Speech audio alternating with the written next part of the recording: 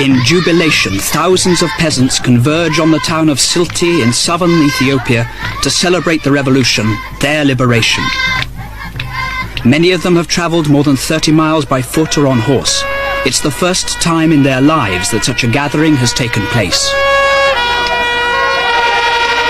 After 3,000 years of feudal oppression, this day is an assertion of their rights, a statement of their belief in the revolution.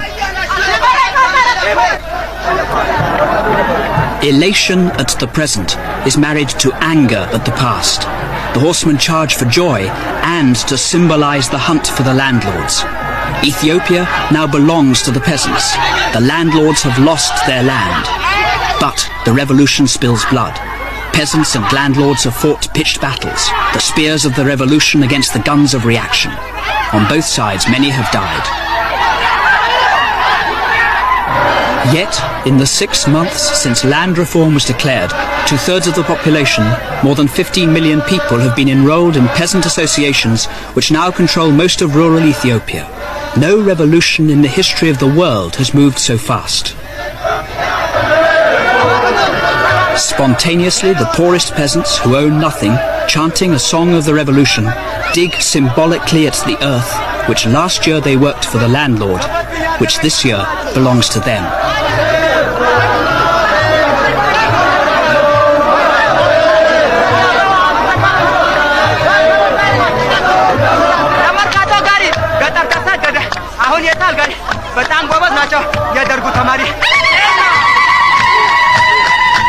Women, who were slaves not only of the landlord, but of their husbands, who were forbidden to appear in public, celebrate their liberation too.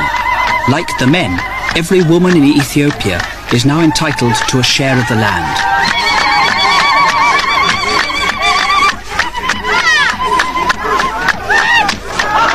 In the past, peasants grew maize for the landlord to sell.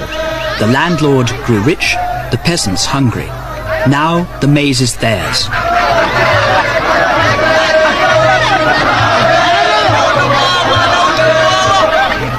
The tanners of hide, despised by all, emerge from their shame to display their craft in pride.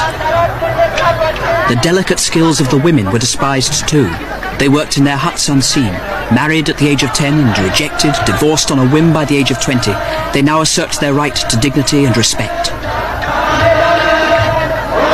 The red star of revolution has reached the countryside.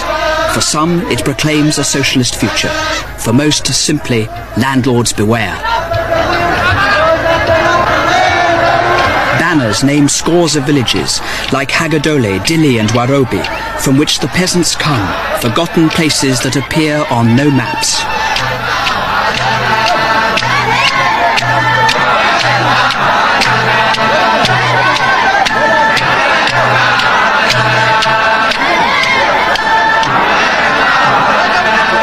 They proclaimed slogans too. Land to the tiller, down with the landlord. There are no serfs now. We must struggle for freedom.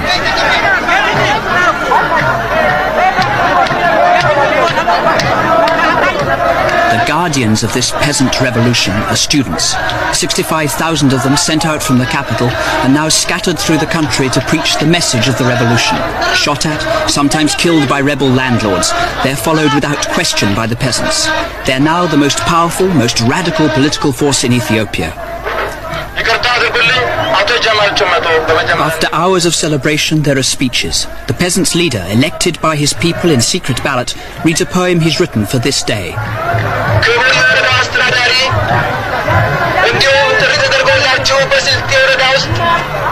It's a plea for the future. Once he says, we died of hunger, we suffered poverty, we were ignored, we were oppressed. Oh landlords, he says, do not fight us, forget the past, let's work together.